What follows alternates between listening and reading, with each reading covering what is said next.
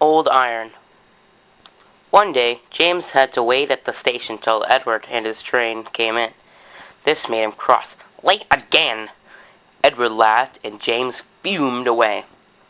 After James had finished his work, he went back to the yard and puffed onto the turntable. He was still feeling very bad-tempered. Edward is impossible, he grumbled to the others.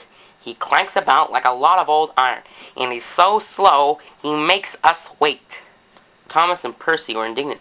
Old iron? Slow? Why, Edward could beat you in a race any day.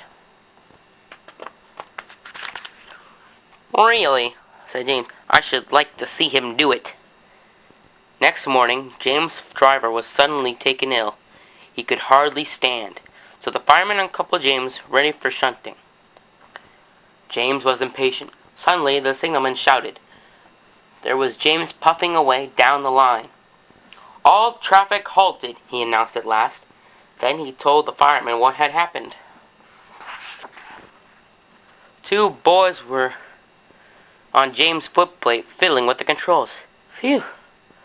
They tumbled off and ran when James started. Bring! The signalman answered the telephone. Yes, he's here. Right. I'll tell him. The inspector's coming at once. He wants a shunter's pole and a coil of wire rope. What for? Wondered the fireman. Search me, but you better get them quickly. The fireman was ready when Edward arrived. The inspector saw the pole and the rope. Good man, jump in. We'll catch 'em, puffed Edward. James was laughing. What a lark, he chuckled to himself. Suddenly, he was going faster and faster. He realized that he had no driver. What shall I do? I can't stop. Help! Help! We're coming, called Edward. Edward was panting up behind with every ounce of steam he had. At last, he caught up with James. Steady, Edward, called his driver. The inspector stood on Edward's front, holding a noose of rope in the crook of the shunter's pole. He was trying to slip it over James's buffer. The engines swayed and lurched.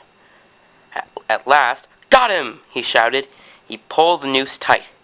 Gently braking, Edward's driver checked the engine speed, and James fired, scrambled across, and took control.